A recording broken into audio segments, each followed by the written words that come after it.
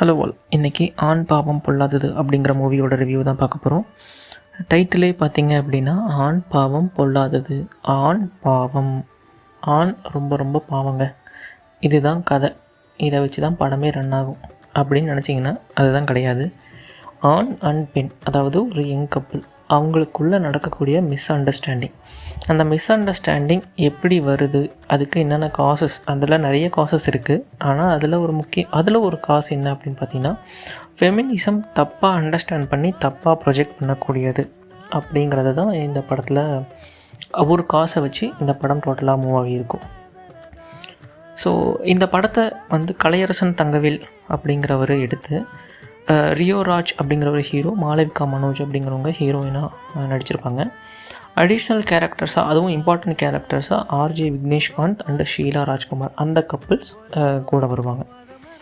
So கதைக்கு போகிறதுக்கு முன்னாடி, சில காலத்துக்கு முன்னாடி வரைக்கும், ரொம்ப காலமாக நம்ம நாட்டில் ஆண் வர்க்கம் சில கோட்பாடுகள், சில க்ரைட்டீரியாவை வச்சு பெண்களை ரொம்ப கண்ட்ரோல் பண்ணிகிட்டு இருந்தாங்க.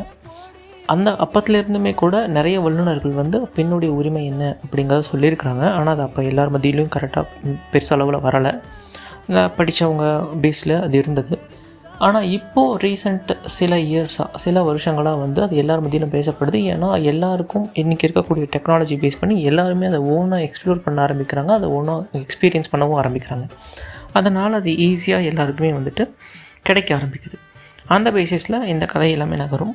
அந்த அண்டர்ஸ்டாண்டிங் அப்படின்னு சொன்னால் பார்த்தீங்களா, இப்போது அங்கே தான் வருது. அதாவது பெண் ஃபெமினிசம் அப்படின்னு பேசக்கூடிய இடத்துல தன் இஷ்டத்துக்கு நான் எல்லாமே பண்ணுவேன், எல்லா இடத்துலையும் எல்லா சூழ்நிலையும் தான் இஷ்டத்துக்கு தான் இருப்பேன், இட்ஸ் மை சாய்ஸ், நான் என்ன பண்ணுறேனோ அதுதான் சரி அப்படிங்கிறது பெண் சைட்லேருந்து தப்பாகவும், ஆண் பக்கத்துலேருந்து அவங்களுடைய உணர்வையோ எல்லா கருத்துக்களையோ தப்பாக அண்டர்ஸ்டாண்ட் பண்ணிக்கக்கூடியது, மிஸ் அண்டர்ஸ்டாண்ட் பண்ணிக்கக்கூடியதாகட்டும், இல்லை அதை கேட்காமலே விடுறதாகட்டும். ஸோ இந்த ஒரு பாயிண்ட்டை ஆண் பக்கத்துலேருந்து தப்பாகவும் அதில் வச்சுருப்பாங்க.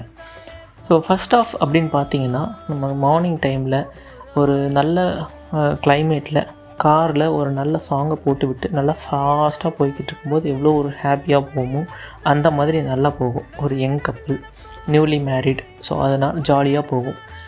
அப்போது திடீர்னு இடையில ஏதோ ஒன்று குறுக்கால சடன் பிரேக், அதுதான் இன்டர்வல். அதுக்கப்புறம் செகண்ட் ஆஃப் ஃபுல்லுமே நல்ல ஒரு எமோஷ்னலாக போகும்.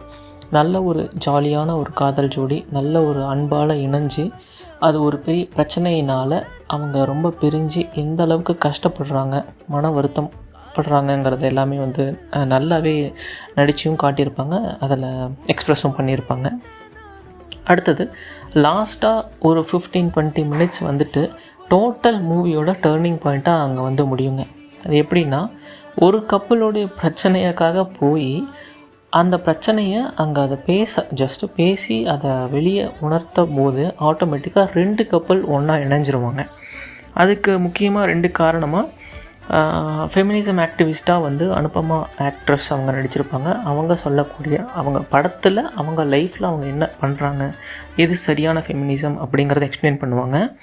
அதே மாதிரி அவர் ஆர்ஜே ஆக்டர் அவருடைய அந்த படத்தில் விக்னேஷ்காந்த் அந்த படத்தில் அவருடைய லைஃப்பில் நடந்த ஒரு விஷயத்தை அங்கே எக்ஸ்பிளைன் பண்ணுறதுனாலையும் சில பாயிண்ட்ஸ் அவர் எடுத்து வைப்பார், பளிர்னு எடுத்து சொல்லுவார். அது எல்லாமே வேலிடாக தான் இருக்கும். அது எப்படி போர்ட்ரேட் ஆகுதுங்கிறதையும் அது கிளியராக சொல்லியிருப்பார். ஸோ அங்கேருந்தே அந்த மெசேஜ் நமக்கு எல்லாருக்குமே கிளியராக கன்வே ஆகும். நான் இந்த படத்துக்கு 4 அவுட் ஆஃப் 5 மார்க்ஸ் கொடுப்பேன். அதாவது யங் கப்புள் கண்டிப்பாக எல்லாருமே, யங் கப்புள்னு இல்லை, கப்புள்ஸ் எல்லாருமே இது பார்க்க வேண்டிய படம். ஏன்னா இதிலேருந்து நம்ம கண்டிப்பாக இந்த மெசேஜை நம்ம தெரிஞ்சுக்கக்கூடிய விஷயம். அதே மாதிரி படத்தை பார்க்கும்போது அந்த படத்தில் என்ன எக்ஸாம்பிளாக எடுத்துக்கணுன்னா, இந்த மாதிரியான மிஸ்டேக்ஸ் நமக்கே தெரியாமல் நம்ம லைஃப்பில் எல்லாருக்கும் நடக்கும். அதை நம்ம எப்படி ஓவர் கம் பண்ணணுங்கிற பாயிண்ட்டை தான் நம்ம எக்ஸாம்பிள் எடுத்துக்கணுமே தவிர, அந்த படத்தை பார்த்துட்டு ஆண் பெண்ணை பார்த்தோ, பெண் ஆணை பார்த்தோ, இது மாதிரி தான் நீ இருக்கேன்னு சொல்லி அதை ஒரு பாயிண்ட்டாக வச்சு ஒரு பிரச்சனைக்கு கொண்டு வரக்கூடாது. இந்த தவறு நமக்கு தெரியாமல் நடக்கக்கூடிய லைஃப்பில் நாம் அதை கரெக்ட் பண்ணிக்கணும் அப்படிங்கிற ஒரு எக்ஸாம்பிளை நம்ம இதில் எடுத்துக்கணும். மற்றபடி இந்த மூவியை நீங்களும் பாருங்கள், பார்த்துட்டு உங்களுடைய கமெண்ட் என்னங்கிறத கமெண்ட்டில் போடுங்க. அடுத்த இன்னொரு ரிவ்யூலேருந்து மீட் பண்ணலாம். தேங்க்யூ.